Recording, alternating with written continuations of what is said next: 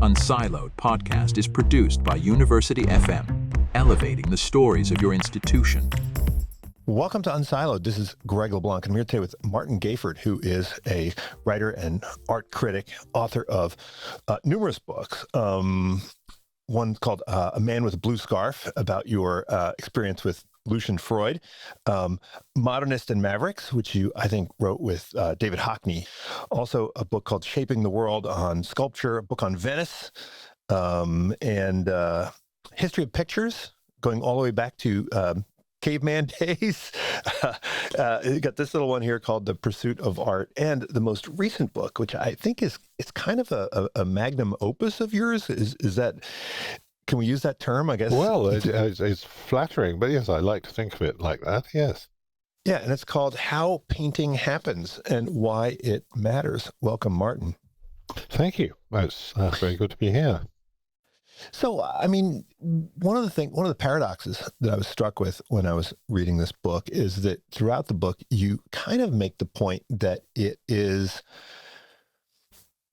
hard to write about painting, right? I mean, yes. Because painting is a medium that, of course, it captures information and communicates information in some way, but it is necessarily non-linguistic in a way. And so it's always kind of puzzling as to what exactly the art critic is doing, right? Well, I mean, you know, how does the consumption of art criticism and writing about art affect and influence and help our understanding of this physical medium, particularly painting? Well, one way one could think about it is as translation. As you say, painting or visual art isn't exactly a language. It's certainly not a verbal language, but it's a means of communication. And as such, it doesn't necessarily neatly translate into words. Towards the beginning of this book, How Painting Happens, I quote the words of an abstract painter called Patrick Heron, who I used to know and talk to a lot, who also, slight his regret, subsequently functioned as an art critic and a commentator on art, and so was able to see things from both sides of the divide.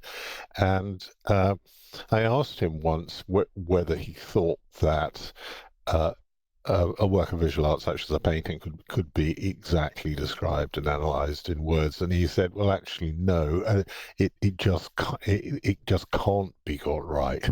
It's impossible to get it exactly right. And I think that's probably true, but the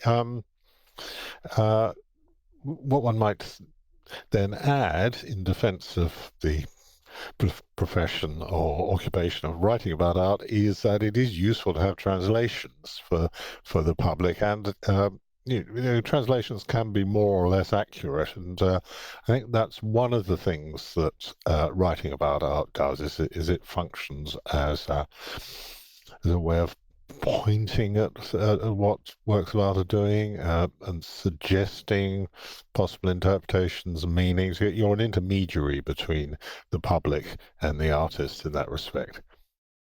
Well, I think you quote Patrick Heron also for saying that painting, like science, is an area where you can't discover the same thing twice, which seems to suggest some kind of notion of progress in the field.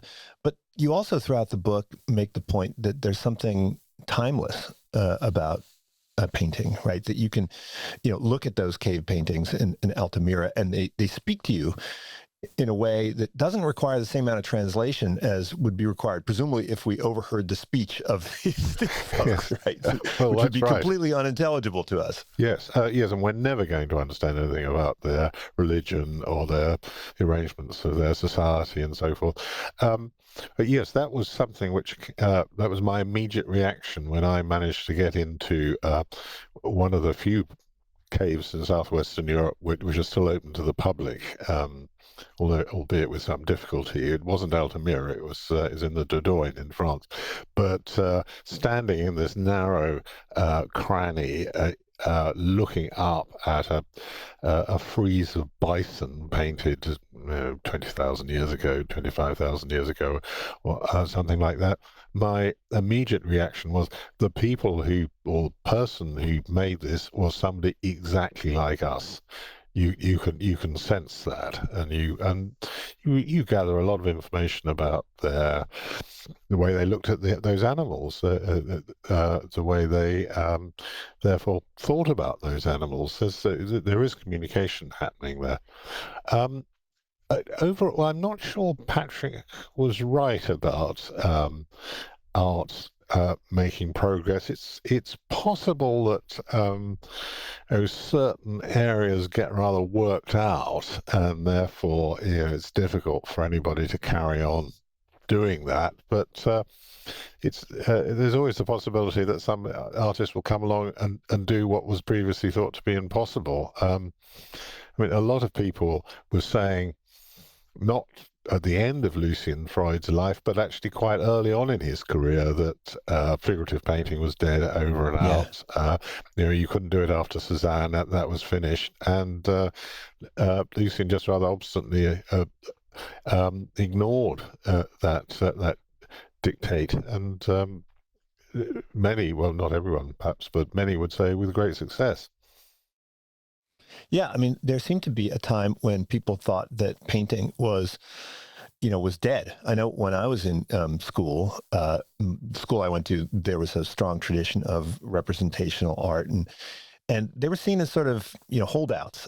Right? I mean, the world had moved to conceptual art. And so the idea was that painting had nothing left to say. And you didn't reference Arthur Danto in your book, but you did say that, its death has been overstated, to misquote Mark Twain. Well, certainly repeatedly and incorrectly announced, starting apparently in 1839, but announced at regular intervals since then. And one might say, so 1839, presumably that was because of the advent of photography, right? Exactly. When photography came in. Yeah. Yes, that was when the statement apparently was first made. By Paul Delaroche, who's in fact a painter, and Turner is possibly not so accurately quoted as having glanced at the first daguerreotype that came his way and said, "Our occupation's gone." Speaking for paint, but that was gravely wrong if those statements were actually made, because you might say that the most exciting, or certainly one of the most exciting eras of painting was precisely the century or so that followed 1839. I mean, that's Monet, Cézanne, Picasso, Matisse, all those people were operating in this post-mortem era, and certainly it was also the case in the 70s and the 90s that a lot of people went around saying painting was dead, but it's somehow it's been resurrected again. Mm-hmm. Well, you also say that your view is sort of an anti-Hegelian view, right? Which means, I guess, this idea that it's not that history repeats itself. It's just that there's a certain, timelessness to great works, and also a time spirit. I feel that a lot of art history, as certainly I at the Courtauld Institute 40 years ago, and probably you in your university, the way we were taught owed a lot to German Romantic philosophy, I think, and a lot of the scholars who formed the Warburg Institute and the Courtauld Institute in London came directly from Central Europe and were the heirs to that tradition.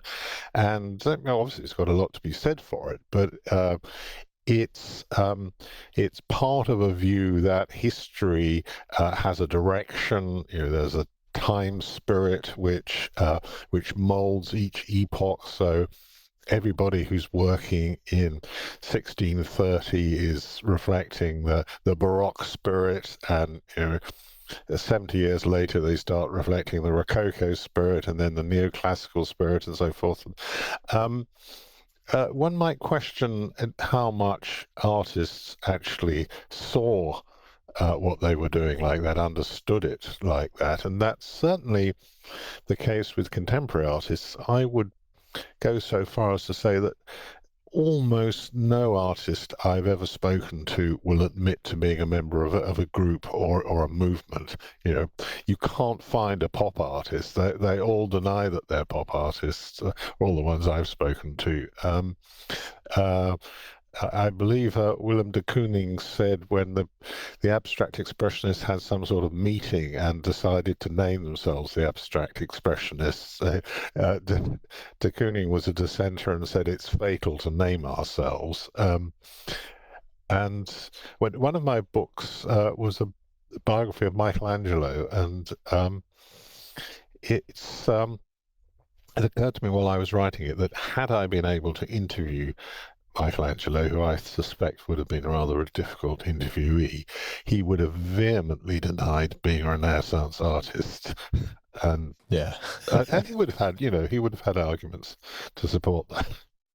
But I mean, I think if you look at someone like Clement Greenberg, who was probably one of the most influential critics of the 20th century, I mean, he seemed to have this view that there was this sort of linear path towards greater flatness. So it was really sort of a formalist story, but it was still a kind of, I don't know, Hegelian story nonetheless, right? Yes, certainly rooted in early 19th century German, late 18th century German thought. I mean, he, I spent an afternoon with Greenberg in 1990 and dug out the tape from that meeting and transcribed it when I was setting out on this book, actually, because for various reasons I'd never transcribed it and I'd forgotten about it after the meeting. And so I got this long conversation with Greenberg. And one of the things he said to me with great force was that he was a follower of Immanuel Kant's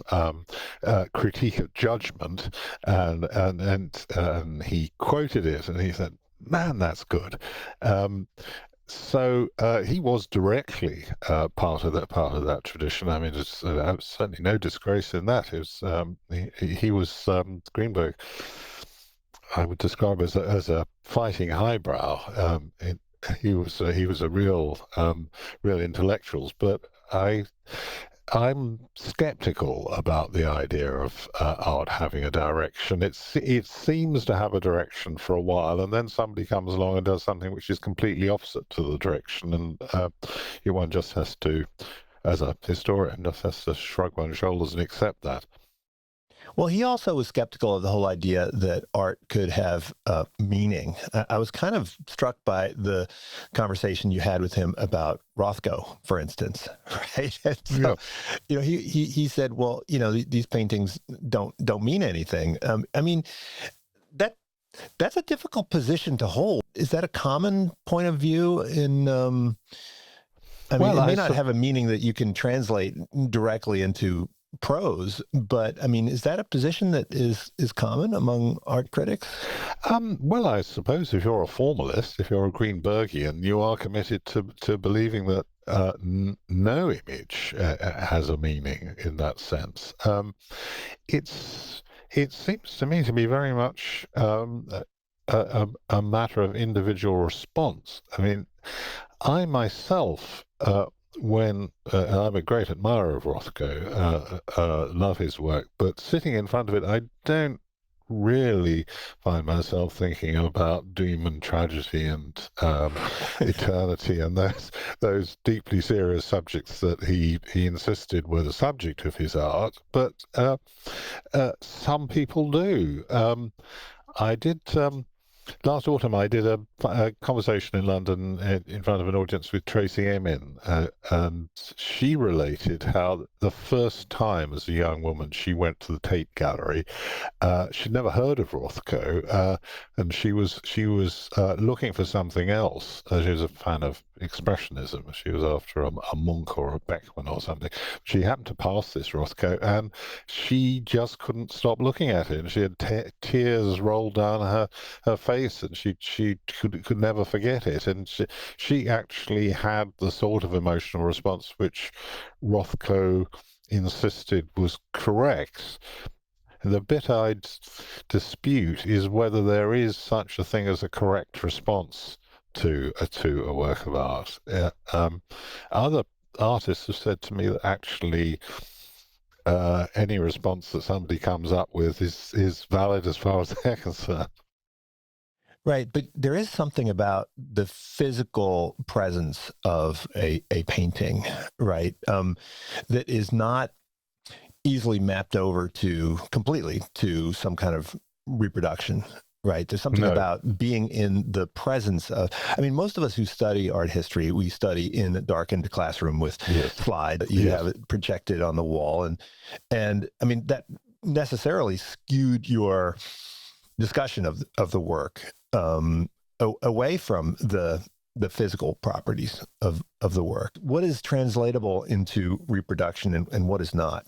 What is it that, if you could summarize the art without looking at it, that presumably means it's not really a painting. It's conceptual. There's art dealers used to say that the ones that look good in photographs are the bad ones. I was going to say that there is such a thing. I think it's quite an important factor in art history is creative misunderstanding. And James Turrell, for example, once told me that as a student in California, where there weren't any abstract expressionist paintings at that date, he learnt about Rothko and co. entirely from as you described, from slides, projected slides in lecture rooms. And as a result, he, in a moment of sort of creative reversal, had his idea of making art out of precisely projected colored light. So it's very, very fertile as far as he was concerned. I think it's a matter of more or less. A small, smoothly painted Vermeer, for example, will translate very much more effectively than a 12-foot high gestural abstraction with a lot of impasto on it. But of course, he used a camera also, right? I mean, he is probably an early camera user. Yes, a few people still dispute that, but I feel myself is undeniable. Yes.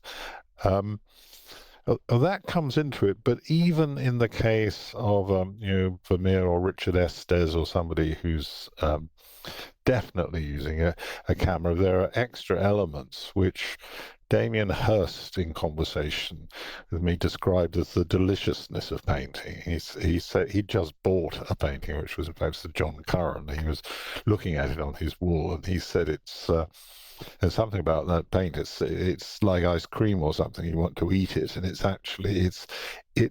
a physical substance there in front of you, which is reacting with the light and has a certain thickness and texture and so forth. And few or none of those qualities will translate easily into photographic terms or go onto a screen. Yeah, I think one of the themes that comes up repeatedly in the book is this idea of the physicality of not just paintings, but of painting itself, right? You make all of these, I mean, you're quoting a lot of these artists where they make these comparisons to, whether it's sport or, musical performance or cooking, right? Yes, I like that. Or medicine, right? Surgery. There's this intensely physical process that goes into painting, right? And you don't have to talk or put things in words to think. There is such a thing as physical thinking, and painting is probably a very good example of that. That was one of the points that struck me when I was posing for Lucian Freud, which was a very long, drawn-out process, as you can imagine. It took about 18 months to produce 2 paintings. And Lucian was very slow, but it wasn't that he was painting all the time very slowly. Most of the time in a sitting, he'd spend thinking, looking, And then after quite a while and mixing up the paint and contemplating the situation, looking at me, looking at the painting, then he'd dart forward and put a stroke on quite fast, actually. But, probably 95% of the time he wasn't doing that. He was considering the situation. Yeah, I think you quote Michelangelo, who said, you paint with your mind, not your hand. But you said that's only half right. Yes. He wasn't always right. Yeah, I mean, it's hand and eye and heart, right, and mind. Do you find yourself? I find myself sometimes when I'm standing in front of a painting, I find my body moving in certain ways. Sometimes it's because of the what is depicted, right? So if it's a portrait or something, I sometimes will adjust my body to mirror the person who's portrayed. But then also sort of the brushstrokes and other things will cause me to, I don't know, engage the painting physically. I mean, is that a common experience? Is that they are physical objects, and they're made in a physical way, and they have a physical effect in quite straightforward ways. For example, I'm just engaged in putting on a little exhibition of works by abstract painter Julian Ayres done in the 70s, some of which are over 20 feet long. I mean, she had a period of doing exaggeratedly long paintings, which was, commercially speaking, a disaster because her dealer didn't have a gallery wall long enough to show them, and none of his customers had walls potentially large enough to hang them on. But to experience those paintings, you've got to walk past them. Yeah. You can't see them properly. I mean, you could if you got to quite a distance, but then you wouldn't really be seeing them properly. You've got to walk along them to see them, rather like a Chinese scroll. Yeah, I just did an interview with a philosopher whom we made this distinction between telic activities and atelic activities, right? And, where the former is about doing something that can be completed and finished, right? So I produce a painting and I'm done, whereas atelic is sort of, it's more about the process. You had some comments in there about, how does an artist know when a painting is finished? I know with writers, it's usually you've got the deadline. Yes, well, that's right. It's done when the deadline shows up. That's when you're done. Yeah, well, that's what it's true for quite a lot of people who work to deadline. I think Duke Ellington, the jazz musician, said, "I don't need time; I need a deadline," and that's approximately true of me as well. But certain kind of painter, particularly, doesn't really believe in works being finished. There's a story, maybe apocryphal, that in the late 30s in France, a small elderly man was apprehended by the attendants in an art gallery trying to interfere with the surface of a work by Pierre Bonnard, and to everyone's mild surprise, it turned out, in fact, to be Pierre Bonnard.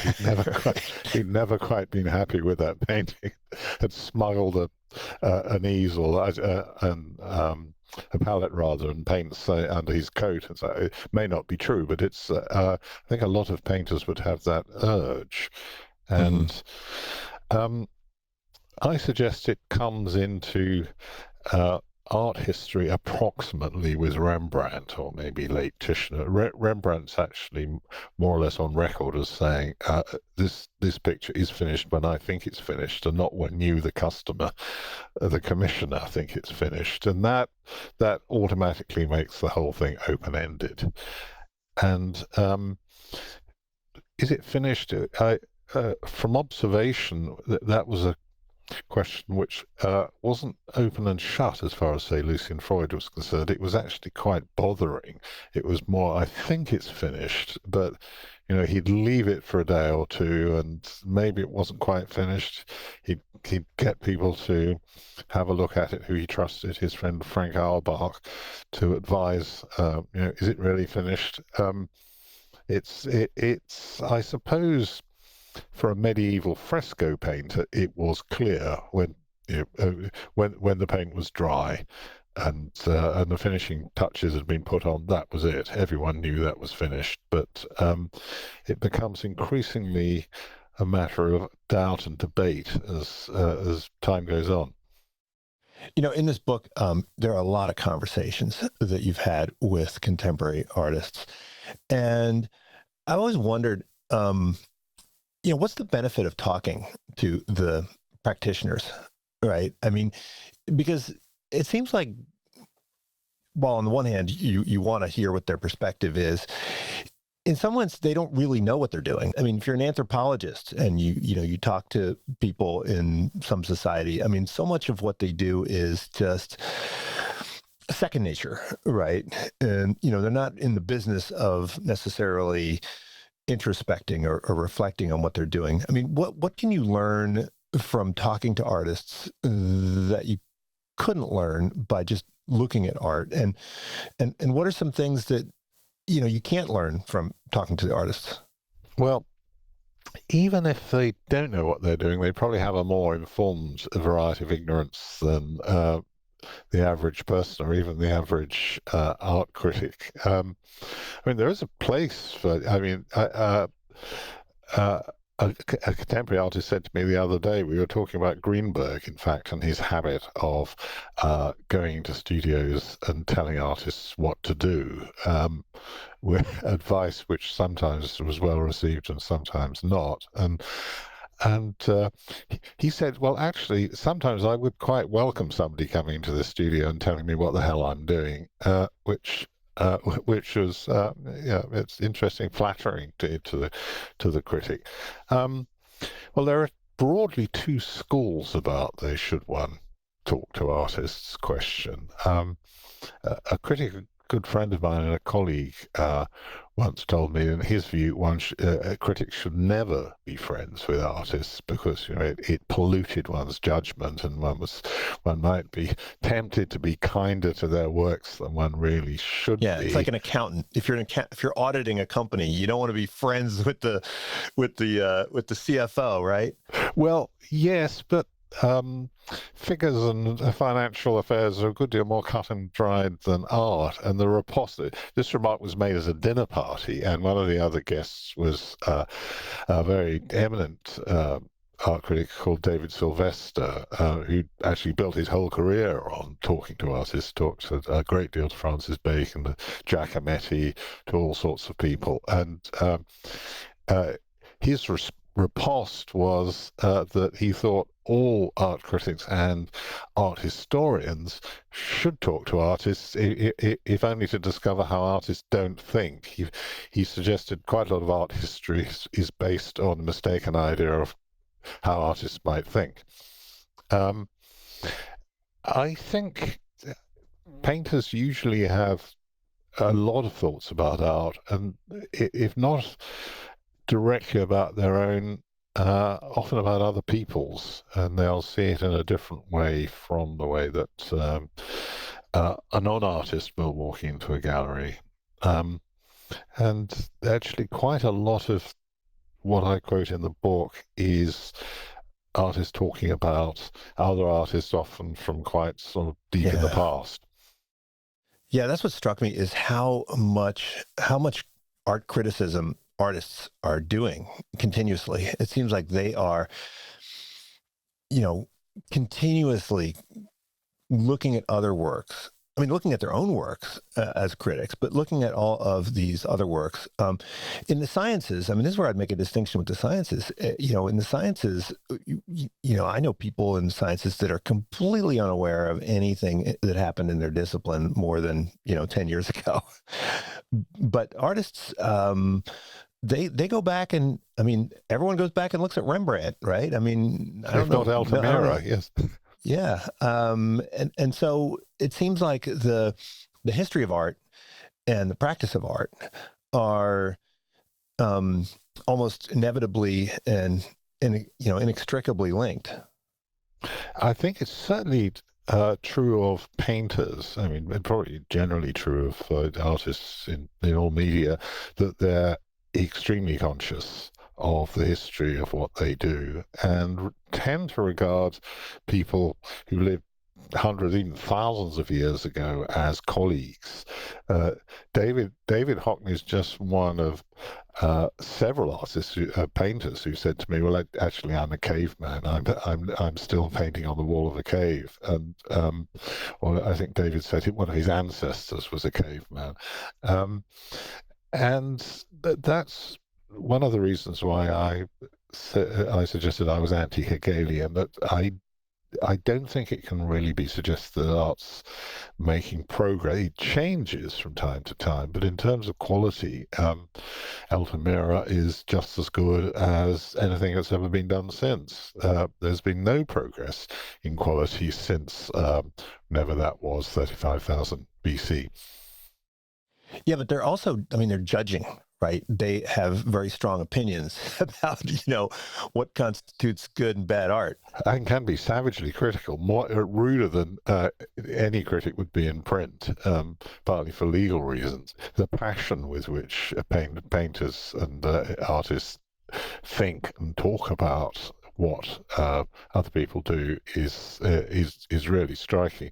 As Gerhard Richter once said to me that he regretted the old days when people really attacked each other, and that nowadays everyone's sort of fairly kind and bland in what they say, and he was suggesting he'd really welcome some sort of savage and aggressive response.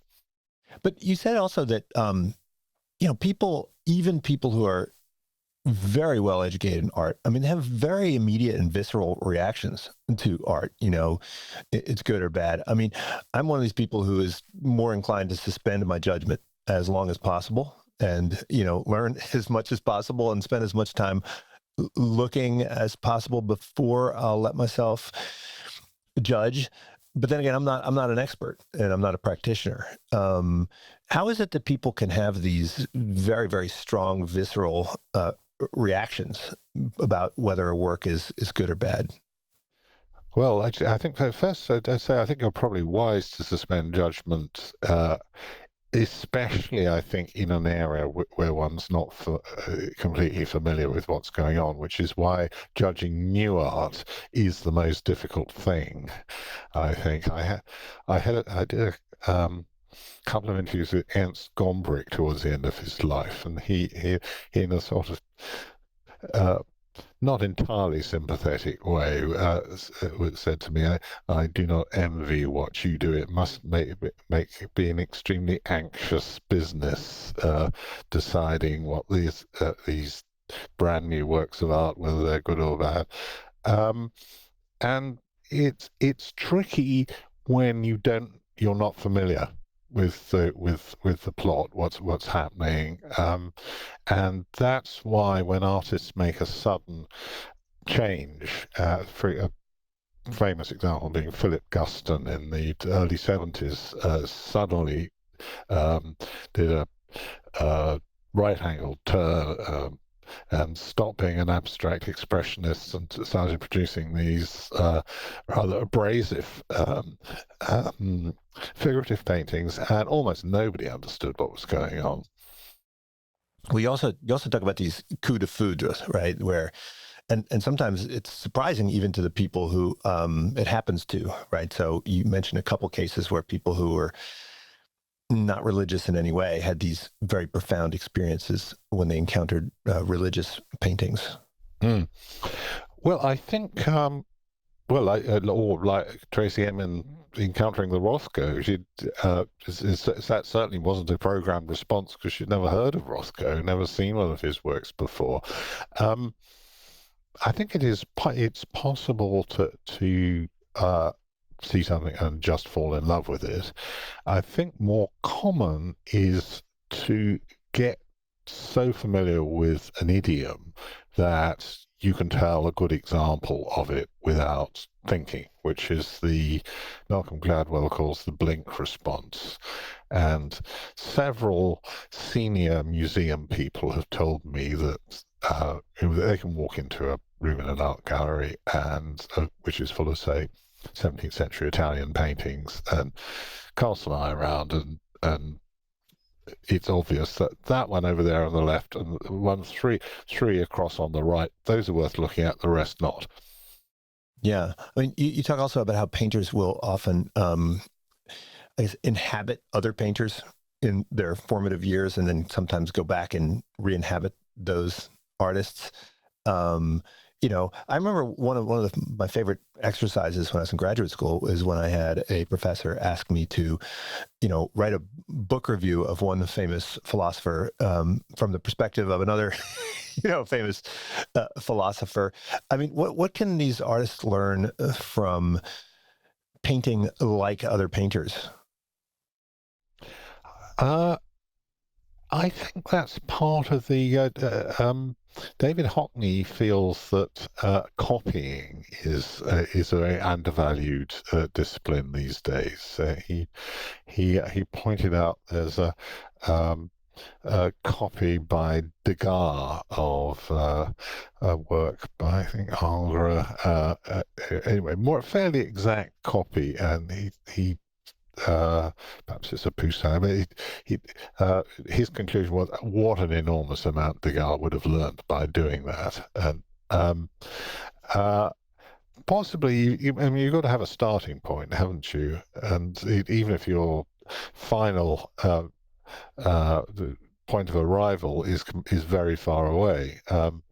Bridget Riley started off some of her earlier works, which are exhibited, are a copy of a Van Eyck, and she spent quite a bit of time imitating and studying Seurat, and then developed her own abstract idiom, which is, you might think has absolutely nothing to do with either of those. I mean, at a glance, without knowing the story. Now, you talk about the production process of painting, and this comes from your interviews with these painters, where they say that they don't have a preconceived, many of them don't have a preconceived notion about what they're going to do. They just start on, they just start, and it's once they start, then they critique what they've done, and then that leads to the next thing and so forth. And I think certainly that's not how I would imagine someone like Titian or Rubens would paint, right? Is that only apply for a subset of painters? I mean, how does that work? So, yes. I think Cecily Brown talks in the book quite a lot about painting like that, and that was obviously the way, for example, de Kooning operated. It's more like, in musical terms, improvisation, jazz, as opposed to working from a score. Somebody actually, I was talking about this book to an audience, and somebody asked why it wasn't possible for somebody else to reproduce a painting perfectly satisfactorily in the way that a couple of people can perform a Beethoven violin sonata, and that everyone accepts that as fine. And my answer was, actually, that probably does work for some artists, and some artists, such as Rubens, worked so much to a preconceived plan that it was possible to have the whole thing done by other people. And there are still quite a lot of artists who do that. Jeff Koons, right? Yes. Anish Kapoor. Yes, there are lots of people who can work like that, but that wouldn't have worked for de Kooning. It's completely impossible to imagine de Kooning plotting out in advance what the work was going to look like and handing it over to an assistant, because he just didn't know. He did what I described before with I think Lucian Freud. People observed him sitting in a chair, contemplating his picture he was working on for ages and ages, and then suddenly he'd launch himself at it, and dramatic stroke, perhaps right across, transforming the thing, but no pre-planning. Yeah, that's what kind of puzzles me. I mean, if artists have the ability to evaluate a work and say, this is great and this is not so great, but it seems like the works that they find to be great are ones that are actually sort of doing something new at the time in which they're done. In other words, if you were to take someone who was painting in the late 19th century in the style of Poussin, presumably this would not move an artist. How do they know, right? Is there something that that the copyist is, revealing in their work that is lacking? I mean, how do they know that these are not only great works but significant works? Well, that is quite a mysterious matter. Tracy Emin said to me, too late to be quoted in the book, as she said after the book was published, in fact, that she and some of her painter friends talk about the thing, that a painting to be really important, vigorous, alive, significant, has to have the thing, and the thing is difficult to put your finger on. It's a combination of I imagine energy, gravity. Lucian Freud used to say a painting has to have a little bit of poison in it, which is another sort of evocative thought. And I think this casts some light on why I think AI is always going to be an equivalent to the studio team in Rubens' painting factory in Antwerp, and never actually going to step into the role of Rubens himself. Another painter said, Gary Hume said to me the other day, that the thing about a painting is that you have to know that it was created by a human being who was born, is going to die, and had certain experiences and emotions. That's what a painting is. And somebody imitating somebody else's work of that kind, I mean, whether they're an algorithm or they're an art student, aren't going to have the same heft. I mean, does that mean that there are no formalist painters? I mean, painters that really believe in formalism? Because it seems like there's always this, the author's not dead, right? Every time you look at a work, you're immediately trying to figure out, right, what is this painter trying to do, right? I mean, what are they thinking? What are they feeling? What are they doing? Is it impossible to kind of delete the author from your engagement with the work? I think so, yes. In brief, I think there are artists whose experience and what they've got to say is much more distanced than others, but I think there's still a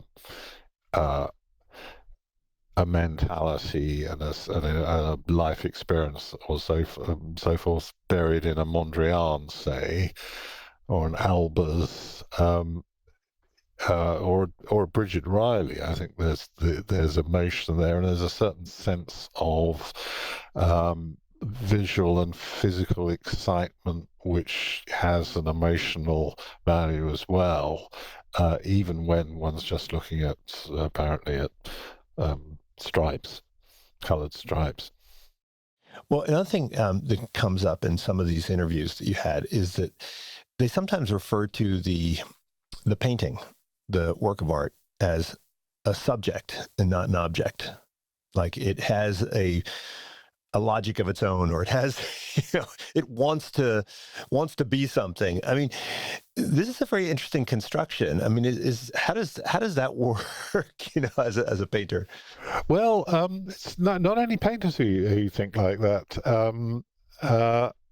Robert Rauschenberg, I interviewed once, told me.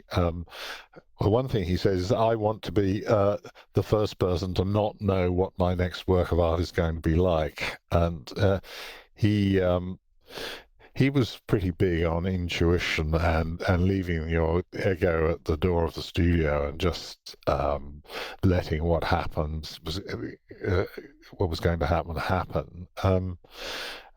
Gary Hume, who I quote in the book, and I'm talking to at the moment because we're working on a book together, has a habit of talking about the painting, the materials, the surface, as if they were sort of independent beings who were collaborating with him. He was saying, that charcoal just loved the canvas, and the canvas loved the charcoal.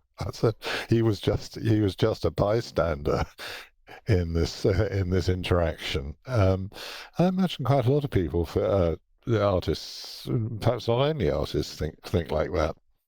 I mean, it's a very I don't know, pagan or animistic view of things, right? As if these substances one's working with have their own volition. Uh-huh. It might be a realistic way of thinking about art. I mean, it's not just Gary. Lucian Freud, almost the first thing he said to me as we started on his portrait was, you and I are here to help it. So, there were three of us in the studio, and two of us were trying our best to help the progress of the third, which was a picture, and perhaps the most important of the three of us. Yeah, I think someone else you quoted compared painting to poetry, where the word comes first, and then the thinking happens, and then more words get laid down, and then more thinking happens, and there's this sort of iterative process. And you describe how painters will, they'll throw some paint on, and then they'll step back and they'll contemplate, and some of them will set the painting aside for a really long period of time. Presumably, there's some stuff churning in their brain in the background for the entirety of this time period, right? And it'll look different in 6 months' time or a year's time from the way it looks now, and you'll be different, and you'll have a different set of thoughts, and so you may be able to move it forward. Apparently Titian worked like this, according to a contemporary account. He'd get so far with a picture and put it face to the wall in his studio, and then take it up after a bit and add a few more touches and so on. Have there ever been any good artists or painters who have also been good critics? I mean, you mentioned when Greenberg tried to paint, it was not good. Right? But I mean, presumably in the other direction, I mean, there have been painters that have written about painting, but it doesn't seem like it. Yeah, but it doesn't seem like there's a lot of people that can seamlessly flip back and forth between artist and critic. I think one point which is quite clear is that although artists practicing artists rather may have tremendous insights, and insights of a kind which nobody else has access to, they're going to see art history and the work of all other artists from the point of view of their own art, and they'll be utterly out of sympathy with, therefore, with quite large sections of the art of the past and of the present. To an extent, that's true. With critics, they'll have certain idioms, certain styles, certain media they like, and more than others. But a critic can be a little bit less prejudiced. I'd like to think critics can be a bit more open-minded about what they're looking at. An artist, I mean, in a way, that's the interest of it. That an artist will pretty well instinctively refashion the whole of art history so that it leads up to what they're doing today in their studio. But we don't all have to do that. Well, I think also, Van Gogh, you quoted, he said that making a painting is like finding a diamond. And, I think Michelangelo had that idea that, the artwork is buried inside the block of marble, and his job is just to, reveal it. I mean, how many artists think of themselves as creators, and how many think of themselves as, discoverers? Finding the thing. Yes, I think probably. I mean, I haven't done a census of this, but I would think that the people who leave in the Rauschenberg way, try to leave the ego at the door, are maybe the majority of good artists. I would have thought ego would get in your way. Something Lucian Freud said to me is one of the most fatal things you could think is, this is good because it's by me. Yeah. Right. Yeah. Well, we are that way with other things, right? You know, our children and so That's quite a yeah. natural way to think, isn't it? But you've got to be very critical of what you do, probably. To artists are varying in that regard, but some are inclined to destroy a large percentage of what they make. Uh, Francis Bacon did that, self-editing. You know, I think the way in which people experience museums is a lot different now than it was in the past. I don't know if, you know, when I go to museums, I see everybody. I don't see as many people transfixed by works of art. I see many of them, you know, doing selfies and so forth. I don't know. I mean, maybe I'm exaggerating. Maybe people never really did this. Am I exaggerating this trend? But I mean, does this notion of a painting as a physical object, an experiential object, is this something that is being lost, I think, on a lot of people?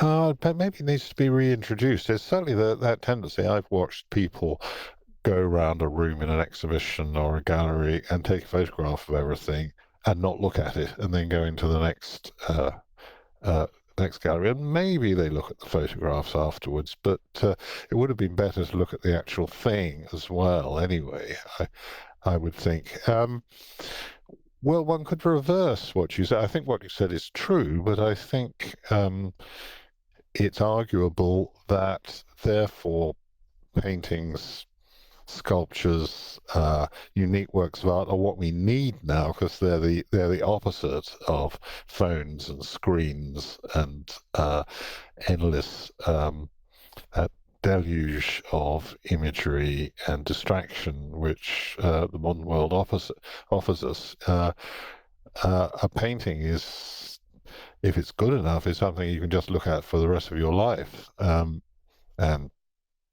if it's really good enough, it'll carry on being rewarding. Now, did you paint at any point? I mean, and I took some painting classes. I was never any good, I but have done. Well, I'm probably ditto. I thought for a little bit when I was a teenager of being an artist, but in the end, I got a place at university, and I went to university, which I think shows that I wasn't really intended to be an artist. I think if you're supposed to be an artist, you wouldn't be able to do anything else. You just have to do that. But yeah, I've been to life drawing classes and done those things, which is, I think it's helpful to have had a bit of experience of it, but I think it might be troublesome to be an executive artist at the moment and try and be objective about other people's work, or as objective as one could be.